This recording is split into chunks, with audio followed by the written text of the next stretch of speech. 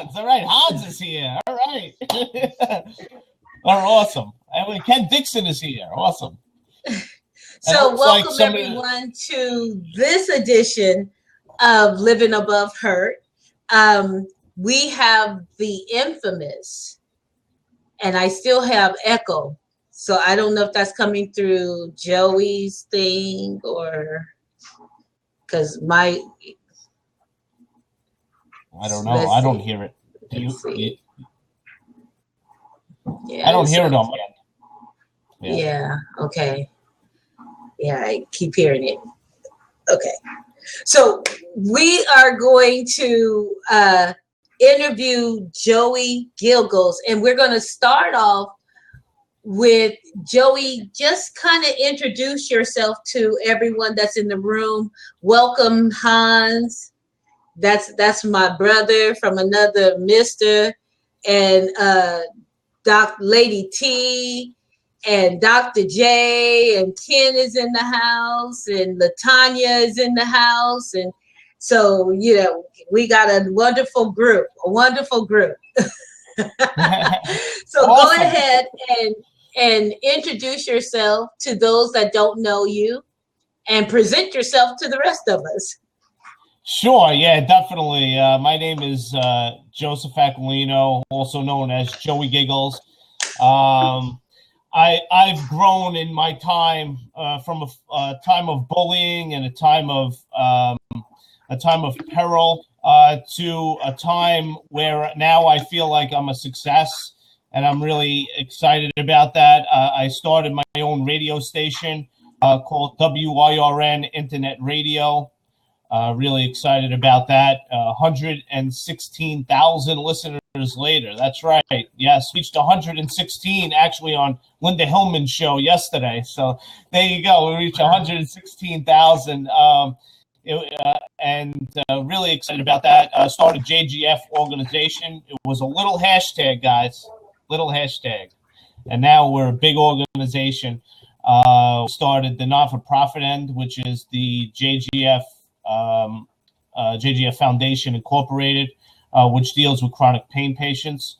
Also, we this year are going to put together JGF Enterprises Corporation, which is going to be an internet services business, which we're really excited to get up and running. I'm an author as well, and I have 2 books out there. I'm going to have a 3rd book in the same series, so I'll tell you guys a little bit about that later on. And then working on getting my life insurance license actually tomorrow, so that's going to be actually fun. And from there, who knows? The world and the future is light, and can't wait to see what my future is going to bring with all these wonderful things that are going on in my life. So yes, sir. No problem. All right, you're on. All right, so my name is Joseph Aquilino, Joey Giggles. I'm known as Joey Giggles on the radio and in my organization called JGF organization. Boy, it's been a long road, guys, from bullying and perilous things happening in my life for almost about 27 years to the point where I actually came to this realization and this enlightenment, you might say, that I created all these wonderful things that I created on the internet. The first thing was my internet radio station called WIRN Internet Radio. CEO and creator of that. Created 3 shows within that: Positive Experience Show, the RSD&U Show, and the Author's Nook Show. We also now have the Joey Giggles Show, which we put on, and basically 116,000 followers later, guys. So almost 5 years worth of awesome content that you could go back and listen to. I bring on the best guests. I try to bring on guests with great content, and that's what we bring you on WIRN Internet Radio. We want you to learn. We want you to learn on our station, and that's why we bring to you the best content that we could bring. Also, I've created an awesome organization called JGF Organization, which started out as a tiny little hashtag. back in 2008 when I first started with my injury. And then it turned into this big, huge organization, which I'm really, really proud of.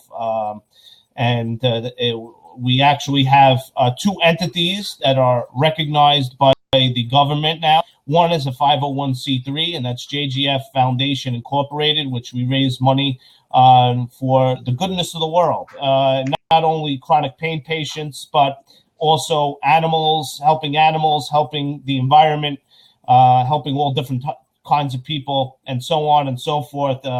So our organization is a positive light in a negative world, and we're looking to be that and be the voice of the voiceless, and that's what JGF Foundation Incorporated is. JGF Enterprises Corporation is going to be my business end of JGF organization, which is also recognized by the government as an entity. And it's going to be internet services. We're going to be selling internet services to people. So creating websites, building websites for people. We're actually going to be contractors in for all of that stuff. But yeah, we're going to bring in contractors to work with us to build websites, to logos, logo creation, branding, also educational sources. I'm going to teach people how to use social media as a medium for business. And also teach people how to market and promote on social media. That's my forte. I've grown up in that, actually. And you can tell from the following that I have on the internet that, I'm a very good marketer and promoter, and people love that about me.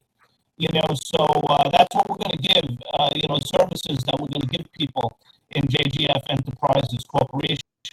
I also have 3 books out there, actually 2 books out there. One I'm working on now, which is going to come out in summer. So I am an author as well. I'm going to actually go for my life insurance license tomorrow. So that's another thing that I'm going to be doing. And there's so many different ways to collaborate and cooperate with other individuals. And I want to bring all you wonderful individuals along with me, in my quest, and allow all of us, entrepreneurs to, become a success. It's not just me that I want to become a success. I want all entrepreneurs surrounding me to become a success. So that's my story beginning. So. I think I met you on Blab, and the thing about that was that you were so, and I don't say this in a bad way, but you were so fluffy. You know what I mean? You're just this person that I want to grab and squeeze and hug.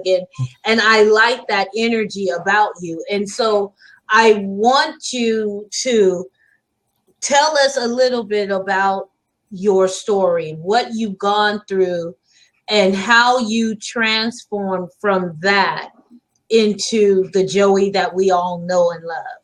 Yeah, definitely. I mean, I've been through a lot in my life. Being part of a family unit, which is awesome family unit back in the day, that I have to say I really enjoy, my family. I really love my family, but I was always the last man on the totem pole, so in being the last man on the totem pole, I went to school, and guess what? I got bullied in school. Okay, so I always thought I was lower than everybody else. I always thought I was lower, and I never had that capability to think, hey, I have the capabilities of like 25 people maybe put together, and it's like I never knew I had that capability because I was always told, that my voice didn't count. What are you doing saying that, and so on and so forth. And the bullying just got worse. I mean, like in grade school, it was more or less kids spit on me, kids pushed me into the ground, kids kicked me in the ass. I got pushed into the wall, my head bound into the wall. People beat the hell out of me in school. People trying to get me in trouble with the teachers, people locking me in the bathroom, as a little kid, people stealing my lunch money, and making me feel like I was less than, I was less than, I never had that thought in my head that I was more than, or even equal to, for that matter. I was always less than, and that was grade school. It got worse in intermediate school. got thrown down the stairs a few times. You know,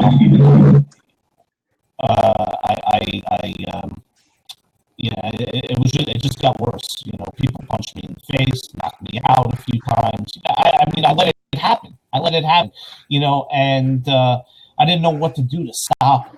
You know, I didn't know what to do to stop because I was less than. You know, I was less than, according to me. I didn't know who I was back then. And they said, "Oh, your voice don't count." So guess what? I shut up and I only talked to the teacher. So somebody's saying I have an echo. So maybe I should. Let me refresh.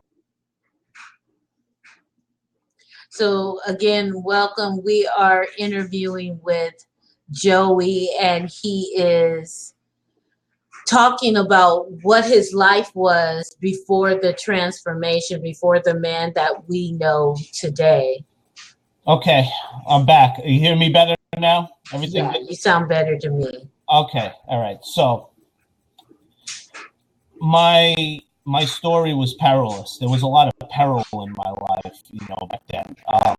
Then high school hit, and it got even worse. You know, it got even worse to the point where somebody, you know, I mean, it was still the hitting, it was still the pushing, it was still the throwing me into the wall, it was still all these horrible things people were doing to me. Then it got more verbal, you know, in the classroom, and you know, it ended up being that someone had to burn my locker, you know, to allow me to understand that why am I allowing this to be done to myself? One day I walked the locker and all my important documents and important things were burned to a crisp. My favorite shirt, my favorite shorts, you know, were all burnt. My favorite shoes, you know, my gym clothes, everything was burnt to a crisp. You know, and honestly, the arson could have killed many more people.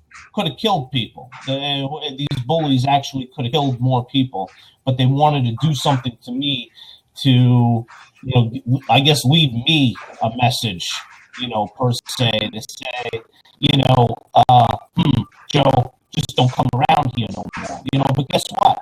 After that, I hunted these people down. I was like, who the hell would do that? Want to jeopardize other people's lives in the process. And I said to myself, you know, why am I allowing this to happen? You know, I'm a bigger and better person than that. So at this point in time, I become enlightened to the point where why am I allowing this bullying to occur? You know, so the day came when this bully came up to me and, you know, tried to hit me. And guess what? I hit him. He hit me. I punched him in the stomach. And I said, hey, guess what? Now it's your turn to feel how I felt for all these years. And this kid was ridiculing me for years, you know. And I came to the realization that I was a bigger person at that point. And I said to myself, hell no, I'm not going to allow this to happen. That bully ran away because bullies are cowards. You know, bullies are cowards. So when it came down to it, the bully ran away. When I gave him attention, when I actually punched him in the stomach, I gave him attention, and he ran away, and he didn't bother me ever again after that. There was one other person that I had hit. I'm not a physically violent type of guy.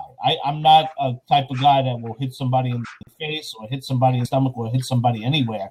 I don't believe in physical violence, you know, and, you know, when it comes down to it, I had to use physical violence twice to make these bullies understand that where I was coming from, and I'm not going to take this anymore. So two of my bullies were the only two people that I hit, and those people never came around anymore. But I see them on Facebook. I see them all over the place. You know, I see them, you know, but I don't say anything to them. But guess what? They try to talk to me, and I don't talk to them, you know, because they're out of my life now. You know, so bottom line is I learned how to deal with the bullies from that very point in my life where somebody burnt my locker. Somebody almost killed me, killed themselves, and killed numerous other people by burning my locker in school. You know, Wow. I took that as, well, I don't want to see other people die. I didn't even say about me. I was like, I don't want to see other people die. Why do they have to die at my expense? I said, because of some idiot. So after that point, the best 4 years of my life came along. That was college. College was awesome. I enjoyed college so much. Boy, did I enjoy college. That was the best point in my life. I was president of my class 4 years in a row. I ran for student body president and lost by 30 votes. I was up there. Yeah. So where did I fall? I fell again because I said to myself, I gave my school. I was there every day at St. John's University, 8 o'clock in the morning to about 9 at night. I gave my all at that school. Okay, I went to class. I worked on campus. I was in numerous organizations and so on and so forth. And then what? The school didn't recognize me. So I saw the school as a bully at the end. At graduation, I cried at graduation because I didn't get any recognition of any of the work that I put in. So I saw the school then as a bully.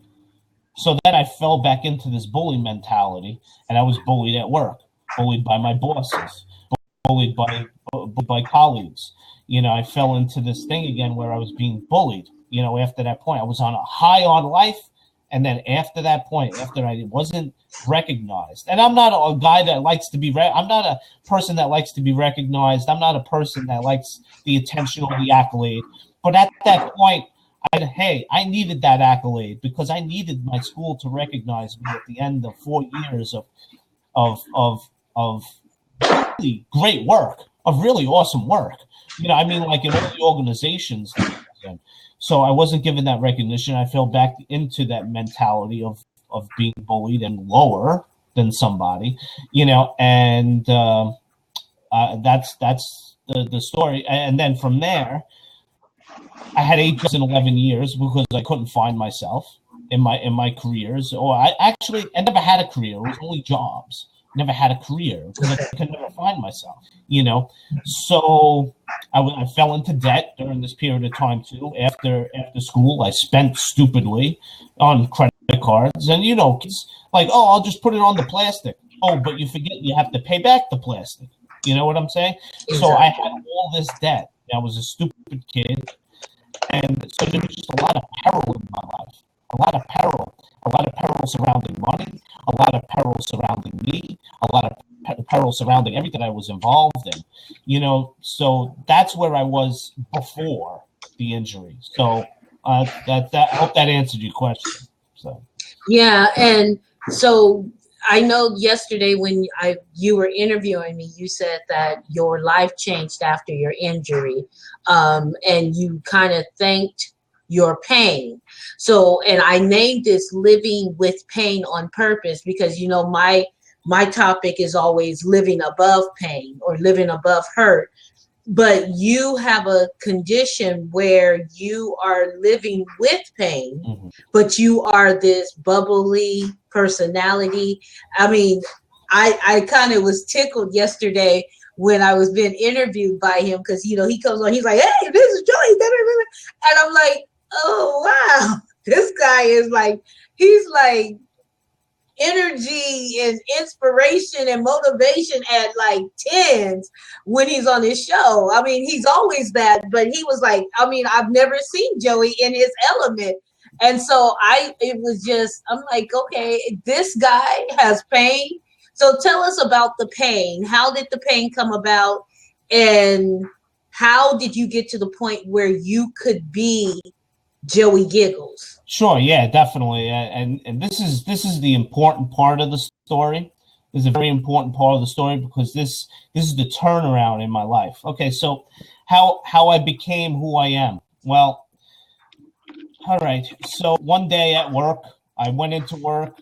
Obviously, I wasn't looking to get injured or anything like that, looking to come home with any form of pain or anything like that, but on this fateful day, October 21st, 2008, I went to work, normal day, and went to the morning meeting, and then I had to clean up my area.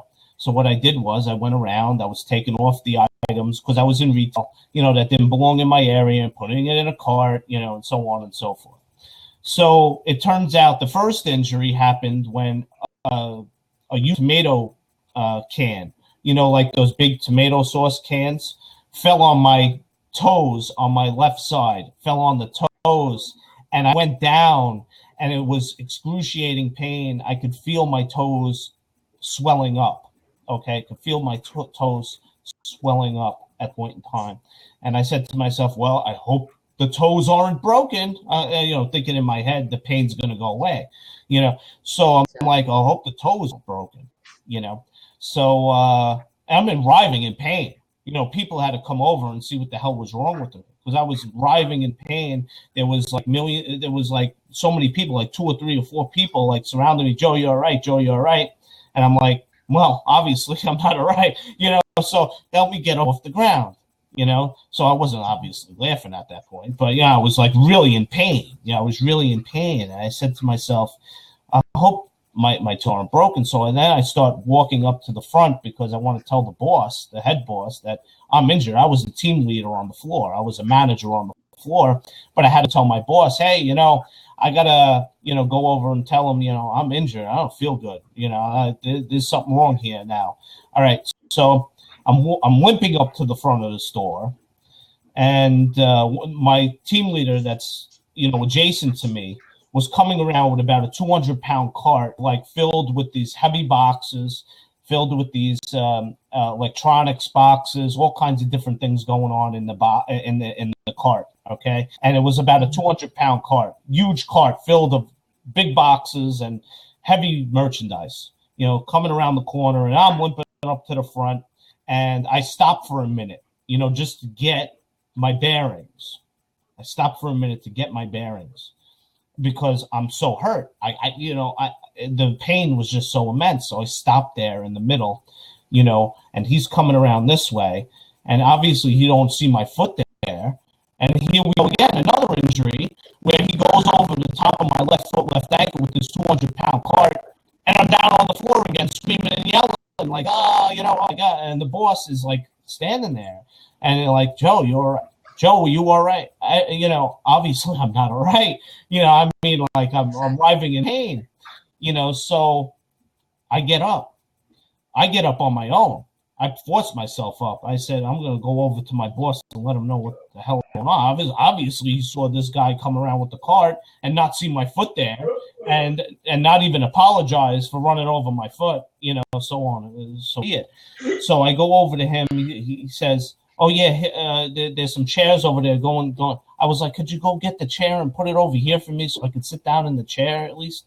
He said, yeah, I'll get the chair. So I had to argue with him to go and get me a chair. Like, he saw what happened, like, get me a chair, So I said, I'm in a lot of pain. I don't know if I could, work any more hours today. I might have to leave. And I had to come to a choice. And here was another choice of mine. Go home, writhing in pain, or stay at work, writhing in pain, and show that the pain wasn't going to beat me. So guess what I chose to do? I chose to stay at work for 9 hours, in the 8 hours that I was supposed to be there, 9 hours limping around the floor, okay, doing my job. And I said, I won't be able to bend to my staff. Could you please bend for me? Okay, because I'm strong. That's my work ethic. Okay, so there's my work ethic right there. I worked through the pain, the immense pain that there was such immense pain, and I worked through that pain. So I said, I'm going to stay here for as long as they need me. I said, I'll stay as long as you need me. If I'm going to go home and writhe in pain, I might as well stay here with my friends and writhe in pain, see if the pain goes away a little bit so I could drive home because, who knows if I would be able to drive home at that point. So I said, all right, I'm going to stay. I'm going to stay and I'm going to do my job. And that's just who I am. So there's my work ethic right there for you. Okay. So I stayed for the 9 hours and then I went to my car. Right. And I said, I was limping to my car and I was crying and I was weeping because the pain was just so immense. And I said to myself, did I do any harm to myself staying at work that long? But I don't know, because I would never know that, because I had the pain no matter what, if I went home or if I stayed here. So I got to the car. I was weeping and crying and screaming and wailing because the pain was just so much. And I wanted to see what happened to my foot. I wanted to see, so I took my shoe, which was stupid, took off my shoe, and I couldn't hardly get off my sock because my foot started to blow up. It blew up like a balloon. Okay, so I couldn't get even the shoe back on to even step on the pedals in the car. Couldn't get the shoe back on. I was stupid to off the shoe. I should have left the shoe on until I got home. But I'm breaking up. People are saying I'm breaking up. So let me come back in again. All right, I'll be right back. Sorry, everyone. Okay. You're on. Okay, so to basically end the conversation at that is, I got to the car and my foot blew up like this. My foot was like all over. It felt like I couldn't move my toes, and the reason why I couldn't move my toes, it wasn't the toes were broken.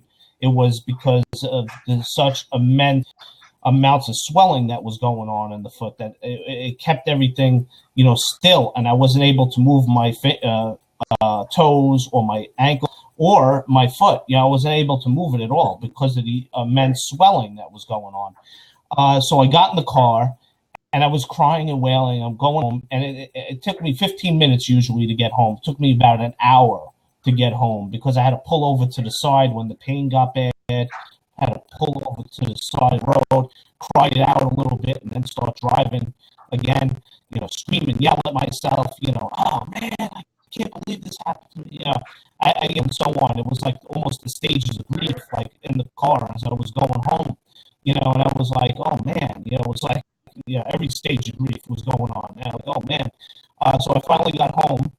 About an hour later, I got home, and I didn't know how I was going to get in the house because I couldn't get my shoe back on, couldn't get my sock back on. Wow. It was tough. So I forced the sock back on, and it really hurt. I had to force the sock back on, but I couldn't get the shoe back on. Okay, so I just walked with my sock, to the front door, or limped to my front door, and I had a tough time getting up the stairs in front of my house, whereas I didn't have a problem with that when I left the house. Now I'm having a problem getting up just up the 2 steps in front of my house. So I'm fumbling around for the key. I find the key, get in the house, and I go up the other 2 stairs in my house leading to the living room, and that was a struggle to get up those 2 steps. And my dad's sitting in the kitchen, and he said, "Dad, I got injured at work," and I'm like, he sees me teary-eyed, he sees me all up in arms and crazy. And he goes, "Joe, go upstairs and go to bed. Go lay down." I was like, "Oh, okay. Thanks, Dad." So I'm going to go upstairs and lay down. It took me usually 10 minutes to get up the stairs. It took me about an hour to get up 12 stairs. Okay. Wow. Because of the pain, because I had to sit down after each step because I was out of breath, because I had to, I started this anxiety started to come over me. And then that's when the mental stuff started to happen. Finally got up the stairs after about 45 minutes, an hour. Finally got up the stairs, the 12 steps that I usually get up, with no problem. And I'm just sitting there at the end of the steps and wailing and crying. And my dad, is down at the bottom, like, "Are you okay? Are you all right?" And I said, "Absolutely not." I said, "I'm not all right." And then it took me about another 15 minutes to limp to my room where my bed is, and I laid down in bed. Now, the pivotal point to this whole conversation is I couldn't cover my foot. When I came home, it was cold, so I couldn't cover my foot because of the immense allodynia that I had. And I didn't know what allodynia was at the time because I'm so sensitive. I had no idea what the word for that was because I didn't go to a doctor for it. I didn't understand what was going on with me. And I thought the pain was going to go away. So I couldn't cover my foot. Okay, so now classic signs of RSD, CRPS right there. But I wasn't diagnosed with that until 2009. So that I hope that answers your question on how I got the pain. So yeah, and so now you say you have chronic pain every day. So every day of your life from that moment, from the time that I guess you had this accident, right?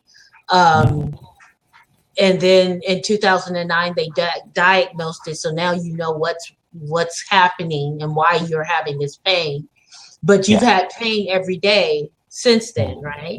Mm-hmm. Right. And so how do you cope with that pain? How do you become this lovable guy that you are? Okay, so here's the rest of the story now. So they forced me to go back to work for 7 days. So on light duty. Okay, workers' comp forced me to go back to work for 7 days. I would have had to stay more if I didn't go to another doctor. So my very last day of work was, I think it was November 7th, was my really last day of work. I remember going through, the whole election that time. And I remember I had to go to work and I was like, yeah, it's election day. I got to go and vote, but I don't feel like going to vote. And I remember all of this now. I have to go back, to the day, and if it hurt that I had to go back to work because my mind wasn't there. I didn't know how to deal with people on phone. I didn't know how to deal with paperwork and stuff like that.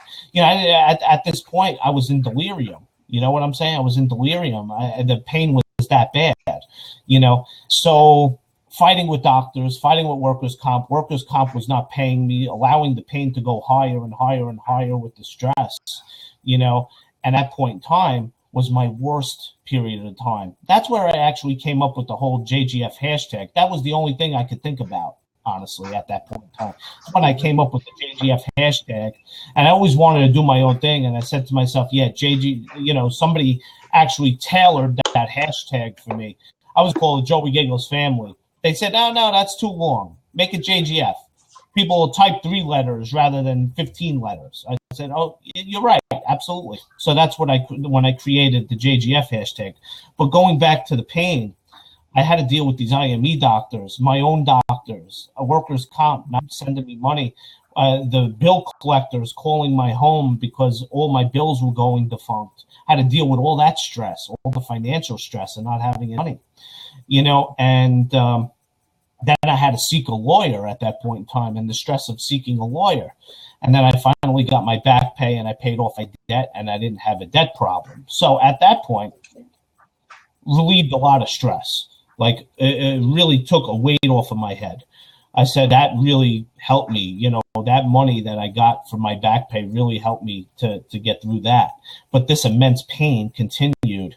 And I'm wondering, the doctors didn't know what I had up until April. So I just kept going to doctors and nobody knew what the hell I had, So in April, I was finally diagnosed by my podiatrist. Now, think about this, a podiatrist diagnosing you with RSD-CRPS, where it's a neurological condition, and you would think a neurologist would be able to, diagnose you before a podiatrist would. But a podiatrist, not my first podiatrist, but my second podiatrist diagnosed me with RSD-CRPS.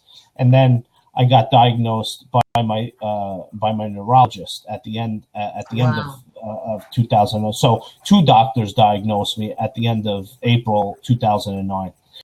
So at that point, I asked the neurologist, because I wasn't going to ask the podiatrist. I said to the neurologist, what is RSD-CRPS? Maybe you could teach me.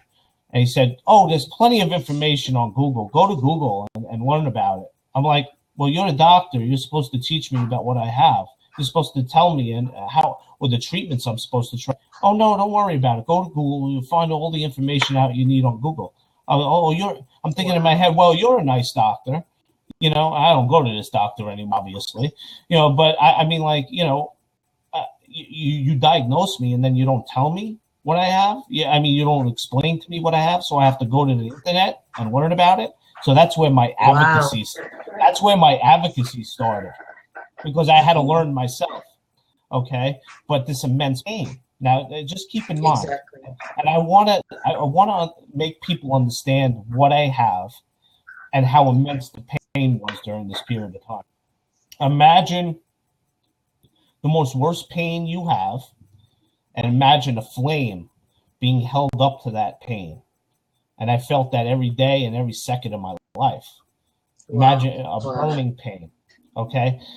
I also felt stabbing pains, like knife going into my skin, or like an ice pick during the wintertime, an ice pick going into my skin, but not just ice going into my skin, but radiating pain from that. Okay, so imagine that. And that's what I felt every second of my life. And not only that, but what about electricity? If you get electrocuted, or if you get a shock, you know, on your, you know, when you touch something, when you get like an electric shock, imagine that feeling, ongoing feeling, with burning pain, with stabbing pain. Okay, imagine pins and needles. You know, when your leg falls asleep, imagine pins and needles every second of your life, every second of your life. Okay, so that's the pain that but not only that, you had the swelling to deal with. You had the lack of hair, lack of nail to deal with on the side. You had the temperature changes where it's 2 degrees colder on my left side than it is on my right. You had involuntary movements. You had neuropathy, where I couldn't move my toes and my foot for the longest time, and my ankle. So I had to deal with all those things too. So during this period of time, obviously, who wouldn't be anxiety filled? Who wouldn't be depressed? Exactly. You know, and so on and so forth. So mentally, I was out of the game. I was really out of the game. So all I really had during this period of time was the little hashtag. You know, so I'm like, okay, so I'm going to try to learn what I need to learn about my condition through this immense pain. So from 2008 to 2010, I consider that my woe period. And in that bed back there, I was in that bed almost every day, almost every hour. I got up like 4 or 5 hours out of my day, but I was mostly in bed. Okay, mostly in bed, writhing in pain. Didn't know what to do because nobody was helping me. I was actually looking up treatments for myself to, you know, see what treatments would be good for something like this, because nobody would help me. Nobody would tell me, because guess what? Doctors don't understand RSD CRPS. But we'll get into that later maybe. But, you know, the bottom line is that's where I learned that I could become an advocate and learn all this wonderful information, you know, even with my chronic pain. So I was utilizing my brain to try to quell the pain down there, okay? And I was saying to myself, well, in learning and in focusing and trying to focus, I won't feel it too much up here, but I would actually retain some information up here. Okay, so I actually learned a lot during this period of time, but it was the woe is me phase. So I was on medication for depression. I was on medication for anxiety. I was on medication for panic attack. I was on medication to stop my nightmares because I had PTSD from the accident. And the only other time where I had nightmares was 9/11, when I had to deal with 9/11, you know, and in seeing 9/11 right in front of me, and that's what the way my accident was in my dream. You know what I'm saying? So, so during this period of time, I was on numerous medications.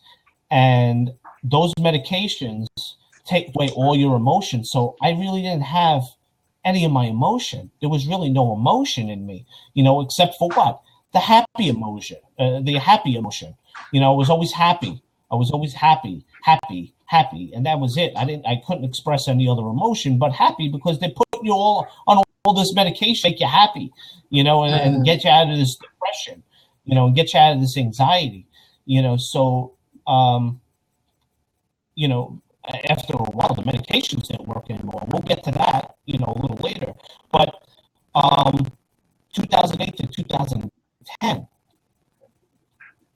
was the woe is me time.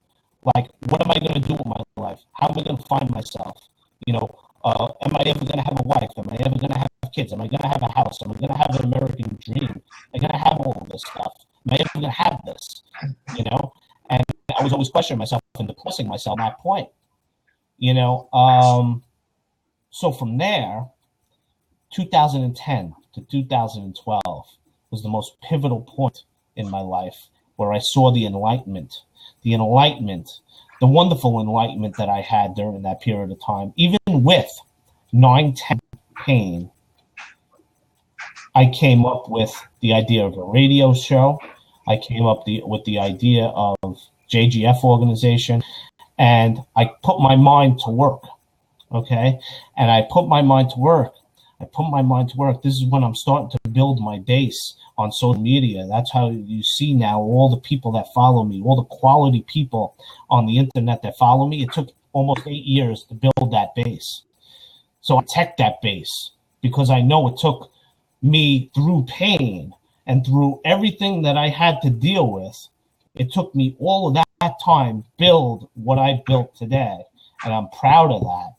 I'm proud of my base. And I don't want anybody to ever take my base or anybody to ever try to, do anything to my base of people, because that's my stronghold base. That's my base, the people that believe in me. You know what I'm saying? And they're quality people. They're not quantity. It's quality. I don't care how many people follow me, honestly. I want to know the quality of people that follow me. So during this time was the enlightenment period. During this time, it was negative positive. We started turning from that negative and started to go like this right into the positive. Started to think positively. Then we started taking that pain and turning it into success, and taking that pain and now turning it into prosperity. All this time, finally making my first $50, this month right here. So, taking all of that. Wow. And that's how now I cope with the pain, is that I know I'm a success, and I know I'm a success because of my pain. Exactly. So I love that. I love this story, and I love the passion that I feel coming from you about your story.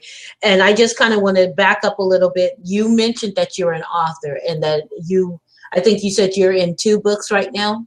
Mm-hmm. Mm-hmm. Okay, and you have a 3rd coming out? Yes. Mm-hmm. Okay.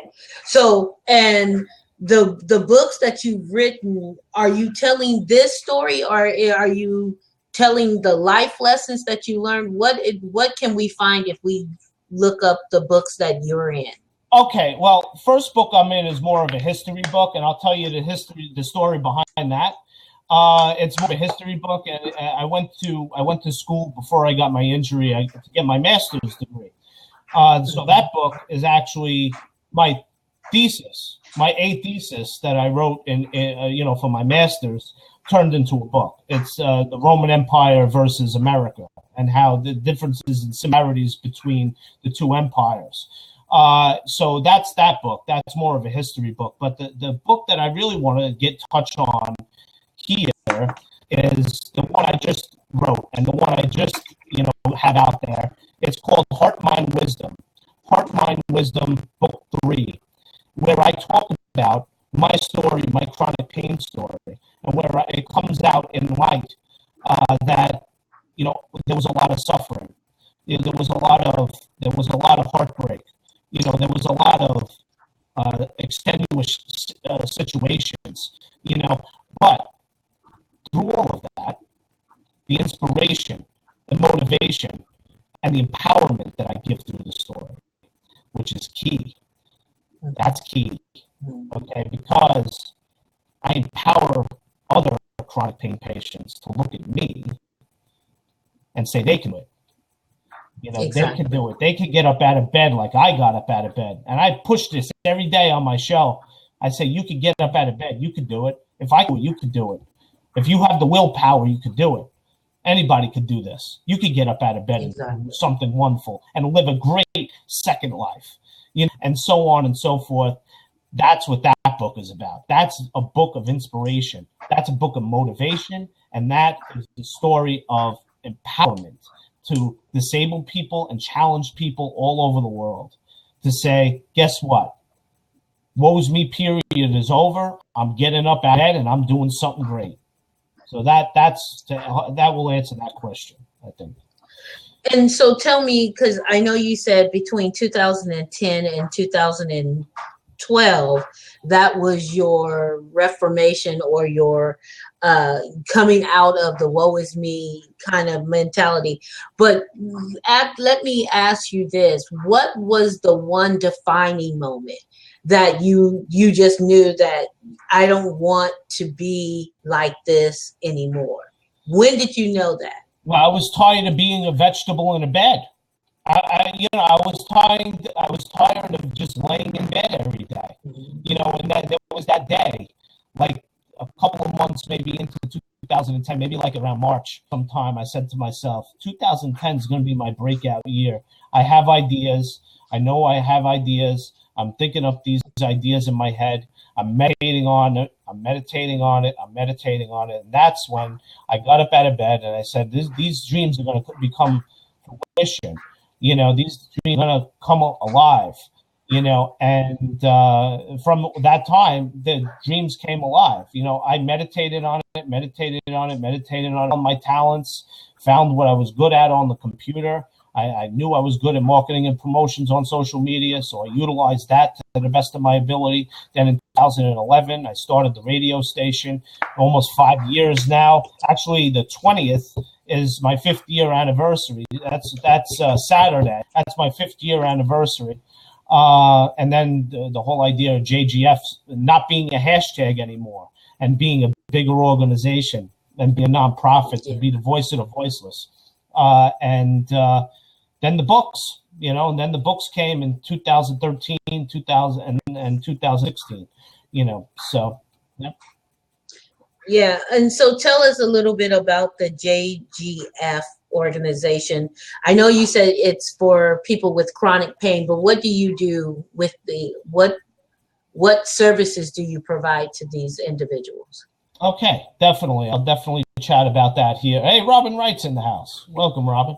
All right, so all my good friends, thank you so much for coming. I appreciate it. I'm just, really excited. I'm very proud of myself, with JGF organization, because that's what I hang my hat on every day, because I don't want to do anything else but that. Okay, I hang my hat on that. Okay, and that's the only thing. That and the radio station is what I hang my hat on, and I had to find a staff that would help me do this. And I have to say, some of my staff members are here, and I appreciate that. Some of my staff members are here, and I just want to say thank you to those staff members that work with me and are building this organization with me. They have their own ideas and their own visions for JGF, and that's what I love about that. But what is JGF to me? JGF was built out of my heart. JGF was built out of my heart and my brain. Okay, my heart tells me that I want to help people, and I want to help one person every day in my life. At least one person every day in my life. Get over their struggle, get over their peril, get over any negative in their life. That comes from here. Okay? Wow. This is big. This is big and deep. Okay? So when I said that, I said to myself, I want to be the voice of the voiceless. I said, I want to be that person where people could come. Where people come and say, hey, I need help. Could you help me? Or the people that don't speak up for themselves. The people that don't speak up for themselves. We want to help those people too. The people that can't speak up for themselves. We want to help those people too. The voice of the voiceless, guys. The voice of the voiceless. And that's where I came up with that whole theme of my organization. What are the other themes? Well, there's a couple other themes. The other themes, helping disabled people realize their dream. Helping disabled people to realize that they are a successful part of life, that they can utilize their brains and they're not dead yet. Okay? What JGF will become in the future is a place where we will be able to employ disabled people. And that's my goal. Because corporate America shuns people like me. Corporate America shuns disabled people in wheelchairs, that people that can't get up out of bed the people that can't get out of the house, they shun all of these people because, oh, they have a disability. They're used goods. Oh, I'm going to teach people that I'm not a used good. I'm not a used good. Okay? And nobody surrounding me is a used good. Okay? And we all have a brain. We all have a heart. And until that heart stops beating, and until this brain stops working, those people could do something great. You know, and and you're going to do that through JGF organization because we're going to allow that to happen. Okay, what do I also push in JGF organization? I push entrepreneurialism. I say everybody out there has a talent. Everybody, not just disabled people. Everybody's got a talent. We want you to come and perform your talent within JGF organization because we believe that entrepreneurs should be recognized in this world and not just 9-to-5s. You know, I'm sick and tired of the stigma. I'm sick and tired of the society saying that 9-to-5 is all you can do to make money. I'm sick and tired of the garbage. You know, honestly, you could do it as an entrepreneur. You could do it. So that's another theme of JGF organization. And there are so many other themes. There are so many other themes. But those are the three main ones that I really want to get out to everybody. What am I raising money for? Well, firstly, we're raising money for chronic pain patients that can't pay for their treatments. Okay, they can't pay for their treatments. They don't have insurance. The doctor not giving them, the medications that they need. So guess what? They need money to pay for that. So guess what? I'm creating a fund for that. Okay, I'm creating a fund for kids who live in chronic pain that go through school that don't have a chance to pay, for schooling. I'm giving a scholarship for that. I'm creating a scholarship fund for those kids. The kid pain that fight every day through the pain that I fought through to get through school and to get their degree. They deserve a scholarship. Exactly. And one other fund. Let me just say one other fund. There's the other fund where we want to fund researchers and doctors' offices who want to find a cure for RSD, CRPS, and chronic pain conditions. That's my third fund. But we'll create other funds around this. But those are my three funds for right now. So. I think your message is really powerful, especially with those, because I don't have chronic pain, but every once in a while my back does something and I'm in pain. Mm-hmm. And I know the frustration that I feel for the few days that I'm out. You know what I mean? Mm-hmm. So I could not imagine how strong you have to be as an individual to go through that on a constant basis. Because, my back goes out 3 or 4 days and I'm like, oh God, and I know eventually it's going to get better, but with you, it's a constant thing. So I applaud you for everything that you're doing. I applaud you for your radio station, WIRN. I applaud you for your success with your books and just like I said, your passion of doing what you're doing. Carla said in the thing that you're amazing, and you really are. I mean, to get up every day in spite of the pain, because I know you said yesterday when you interviewed me on your show, you were like, I'm in pain all the time, but I'm not in pain right now because I'm doing what I love. And I was like, you better go, Joey. That's just a powerful statement, because when you're doing something that you love, you do forget about everything else. And that's how because then that feeds you, right? That funnels that energy into you. And so I think it's great. Again, if you have a question for Joey, I know I got a list of things. I've been taking notes as we go to keep the questions coming. But what I want you to do, Joey, is there's two things. I want you to talk to that little kid that's being bullied, because your part of your story is being bullied. So talk to that kid that's being bullied. Also, talk to the adult that has chronic pain that can't seem to get employed anywhere. How do they develop or find out if they have the entrepreneurial mindset? So first, talk to the kid. Welcome, John. Chocolate Johnny is in the house, so welcome. Talk to the kid that's been bullied or being bullied, and then talk to the adult that may want to start their own business but afraid. Awesome. I want to thank Chocolate Johnny and everybody else that has come in to listen to my story. I appreciate you all, and I consider you all great friends. Thank you very much. I would say to the bully, I would say to myself being bullied, I would say, don't let this happen to you anymore. You can defeat this. You can beat this. I would say, don't let them do this to you anymore. Don't let them do this to you anymore. You're better than that. You have a voice. Stand up and speak. Stand up and speak. Don't let them say you don't have a voice, because you have a voice. And for years, I didn't speak because they told me I didn't have a voice. But guess what? Now I speak and I can't stop.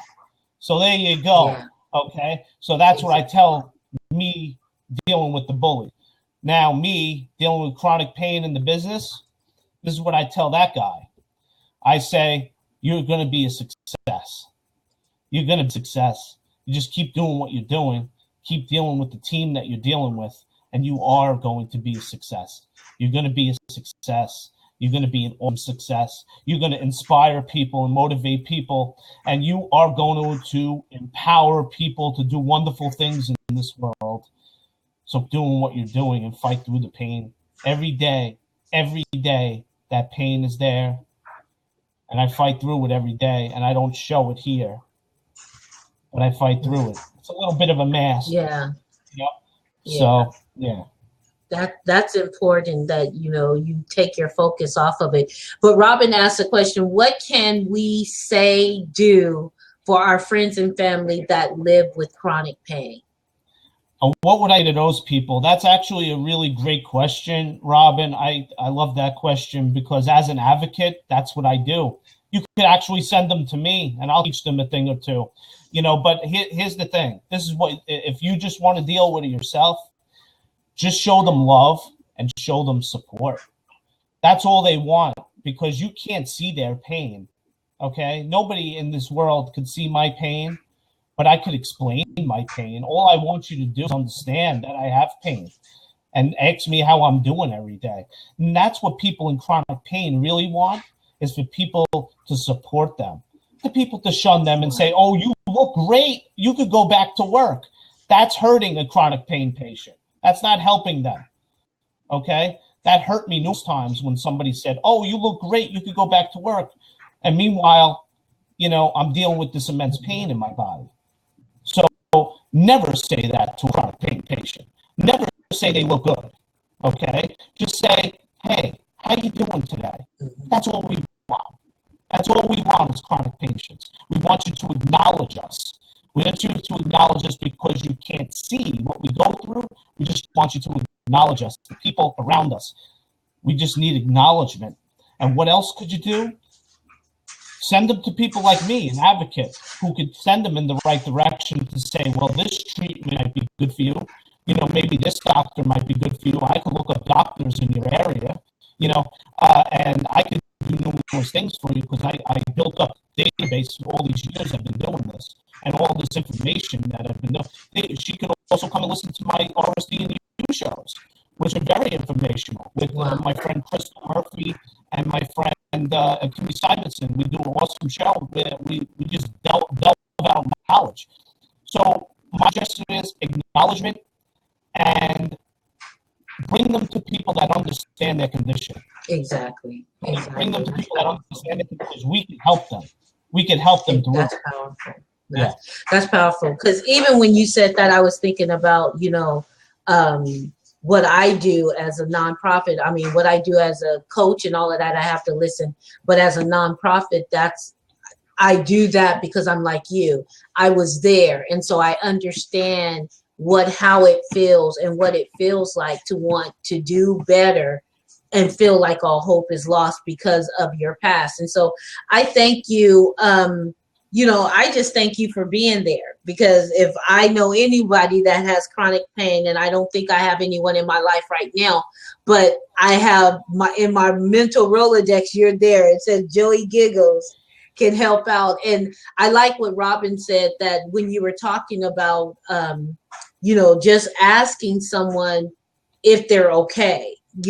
Sometimes I think we think because it's not a physical ailment, if someone is crippled, you kind of know that they're crippled. You see that they're crippled, and you know that they are unable to do certain things. But when someone has pain, or suffering from depression or chronic pain or something that we can't see, we look at, well, you're a well-able body, so get out of bed. What are you doing? And we don't realize that that's just as disabling as, a physical disability. And so I thank you for bringing that to our mind and just simply saying, how are you doing today? Whether I understand it or not, just how are you doing? And then allowing them to talk about it. Because I'm pretty sure when you go through pain and someone says, how are you doing? You start talking about your brain. Oh, yeah. It'll get better. And they want to walk off. But sitting there and being present in that moment, I think would be great, because then you have that, that ability to talk out. And, I may walk off and not understand it, but I've given you that moment to talk about your pain. So, Joey, you are absolutely fabulous. You're fabulous. You're just fabulous. So tell us, where can people get in contact with you? How can they find out more about your foundation? How can they find out more about your radio station?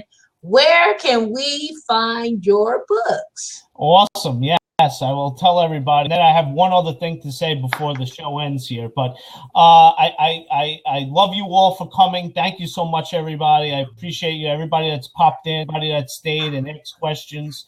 I do really appreciate that. Where you can find me, we're actually creating now websites for WIRN and JGF organizations. So right now, you can find all the JGF groups and pages and everything that we do right there on Facebook. All you have to do is type JGF in the search, and all our pages and groups will come up. So right now we're just all Facebook based, and we have a JGF organizational page where you can like JGF organization, and so on and so forth. And my books you can find on Amazon.com. You could also find it on BarnesandNoble.com. I'll also be selling the books out of my house. So if people want me to find the book and so on and so forth, I can mail it to you from my home. Also, the radio station is actually going to be moving to another medium, but I'll tell you where it is right now. And we'll actually have a show at 8:00. So yeah, it's the show is http://www blogtalkradio.com/Joey Giggles, and you would come there and you could listen to the show. You could join us in the chat room. You could call in at 310-982-4253 and call in if you have any questions or comments. Obviously, I would love all of you to come on my show. I would love to book all of you to come on my show. Everybody who's listening here, everybody who cares about me, and I want you guys to excel, just like I'm excelling. It's not all about me. I want to leave off on a couple of notes here. That's all my promo right there. But I want to leave off on this note. RSD-CRPS can kill you. Unfortunately, it can go internally and affect your organs. It spreads. It's a chronic pain condition that spreads, also known as reflex sympathetic dystrophy, also known as chronic regional pain syndrome. The reason why I say bring people to me or bring people to JGF organization, because we have plenty of groups that deal with mental health, that deal with suicide, that deal with chronic pain, and so on and so forth, especially RSD-CRPS. We have a whole division for that. Is because poor people in chronic pain don't have anybody to talk to a lot of the times, because guess what? Friends drop out of their lives. Family even drops out of their lives. Colleagues drop out of their lives, and they lose their jobs, and they have nobody. Okay, so that's why RSD is noted as 75% noted as the suicide disease, because people can't take the pain, So what do? They have nobody around them to talk to. So you guys being my friends, allow me to not even think about that. You know what I'm saying? And it wasn't even an inkling in my mind anyway, but you guys in my life, God's going to take me off this earth. I'm not taking myself off this earth. Okay. So you don't have to worry about that. Okay. But the bottom line is, and I'm strict at that. I'm strict at that. So bottom line is, you guys in my life allow me to know that I have friends, that I have people that care about me, that I have people that care about my condition. And then you could go ahead, I guess, care about, all the other wonderful people that have this disease. They're all good people. It's just they have chronic pain. We didn't ask for this. We didn't ask to live in chronic pain, okay? But we live in chronic pain. So the way you could donate to my organization, actually, if you want to know how to donate to my organization and spread it around, we right now only have a PayPal address, my email address, and I'll give you the email address. It's JGF Foundation at jgforganization.org. Okay, so one more time, that's JGF Foundation at jgforganization.org. And remember, we're for not just everybody in chronic pain. We believe in saving the animals. We believe in saving the environment. We believe in being the voice of the voiceless. We believe in saving battered women. We believe in saving battered children in the home. We believe in all of this stuff because guess what? You don't have to be put through that. You don't have to be put through that because I'm sick and tired of thinking back to when I was bullied, and having to deal with that garbage, and now empowering people to stand up to fight against that. So thank you very much for having me on your show, Linda. I appreciate that. Oh, thank you for coming. And please do check out his show. I know I was interviewed yesterday, and that was pretty, if I say so myself, that was a pretty powerful, interview. But I know we had a guest in here earlier, Ken Dixon, who's also been on his show. I'm pretty sure Carla's been on his show, or if she hasn't, she will be. And so definitely check out Joey on Blog Talk Radio. I used to do a show, and it kind of, when I went back to it, I was like, man, I maybe missed my show. But I had absolutely had a blast over there. And I want you guys, if you can, support him and his foundation to do so, because running a foundation, and I don't run a foundation, I run a nonprofit, but me running a nonprofit and, doing fundraising, to me, it takes away from us doing what we say we do, because we got to stop to raise money. So it's nice when people just, I have a little bit of extra, so I'm going to share. And I tell people all the time that it comes back. When you give, it comes back to you. It comes back to you full force. It comes back to you more than you give. If you plant a little seed, an apple seed, you're not just going to get an apple back. You're going to get a tree full of apples, and those apples keep reoccurring. And so you can't outgive. You can't give and not get it back. It's not feasible. It's not net. Yeah. It's just not going to happen. If you give, it will come back to you. So please do support my friend Joey. Check him out. He's here on Blab. He's on Periscope. Actually, Joey, why don't you tell the people where they can experience you in your element? Sure, yeah, definitely. blogtalkradio.com/Joey Giggles. That's my real show. And like I said, we're going to be moving soon, so I'll let everybody know where I'm going to be after that point. We are going to create satellite channels too and expand the radio station. So I'll let you know where. Also on YouTube, I have a YouTube, also on Periscope, Periscope TV/Joey Giggles. And right here on Blab, at Joey Giggles. On Twitter at twitter.com/Joey Giggles. At Facebook at facebook.com/Joseph.Aquilino. And there's numerous other places where I am. Just Google my name, guys. Just Google my name. That's all I got to say about Just that. Google me. It's funny because I remember when we didn't have Google, we would never say just Yahoo me, right? But Google, it's become its own little word, just Google me. So yes, please do Google Joey, follow him on Periscope, follow him on Blab, follow him. If you're not following him, follow him. This guy does good stuff. He's good stock. You will not be disappointed. I've never seen him in any type of foolishness on Blab. So, he's good stuff.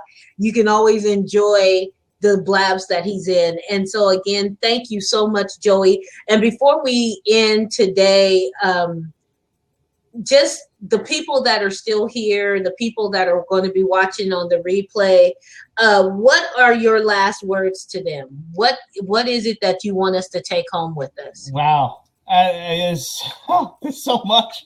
Well, my last words would be, you're awesome because you're unique. And that uniqueness makes you you. And that's what uniqueness is in the world. If there wasn't any uniqueness, life would be boring. Life would be really boring.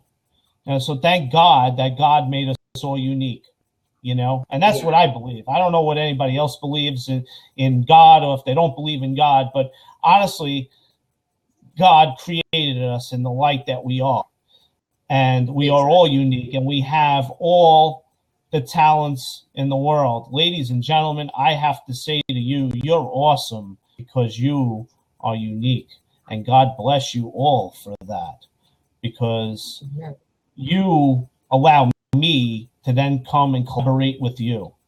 You allow me to connect with you and network with you. Okay? I love to collaborate. If you collaborate with me, I'm willing to collaborate with you. You just come and talk to me. Just tell me how you want to collaborate, and we will collaborate. If it's organizational, we'll collaborate organizational. If it's personal-wise, we could collaborate personal-wise. If it's something that, you have an idea about chronic pain that you want me to get involved with, hey, I'll be there. If it's something mental or whatever, I'll come because I dealt with mental. So I could talk to that. And the bottom line is, guys, you're awesome because you're unique. And that's what builds collaboration. And that's what builds cooperation. I'm not about competition. I will never shun anybody away. Now, I may tell you, well, right now, maybe that idea wouldn't come to fruition right now, but I will tell you that, and I will be honest with you with that, and I will be blunt with that, because I will tell you straight out, maybe this won't work right now, but maybe later on in the future. I will never push anybody away. I will never push anybody away, and I will never look at anybody as competition, because entrepreneurs are better than that. We're not like corporate America. We work together. We work together as human beings. We don't push people away because, you have more knowledge than me or whatever it is. No, it has nothing to do with that. Entrepreneurs are the best people on the face of the earth. You're awesome because you're unique. God bless. Take care. Amen. And on that note, we're going to end this blab. And again, thank you for coming. I've been trying out a new show for those of you that wondered why she keeps popping up with these interview types things. I'm trying out for a new show that I'm going to actually be starting sometime in the month of March. And I'm already setting up people like Jason that's in here to come back. And once the show is full-fledged, we'll have a whole lineup. So you guys will see this kind of going on. And I think I found the name of it finally, but I'm going to try it out a few more times and see. So I am so glad to have each and every one of you here to support my friend Joey, to support me and my efforts of trying to fill out where I'm going to fit in on a permanent basis here on Blab. So hopefully you enjoyed it. Again, follow Joey. If you're not following me, please follow me, because good things are coming out, and and I'm meeting some wonderful people, and I want to share those people with you. So do follow me and be there when I debut the big reveal. So again, Thank you so much. It's gonna be big. It's gonna be big. Like my hair. I like my hair big. Well, I like my shows big too. So it's gonna be big. It's gonna be big. It's gonna be big. Awesome. So yeah, thank you. Big hair rocks. You know, they said the 80s went out, but I'm like, look, big hair is good. I love big hair. So anyway, thank you again for coming, and make sure that you guys do follow Joey. Make sure that you're following me. And when you see me on Blab, because I kind of blab hop every now and again, say hey. And I definitely will say hey back. So only thing that's left to say is only those that can see the invisible can achieve the impossible. So dare to be you and live above hurt now. Thank you, guys.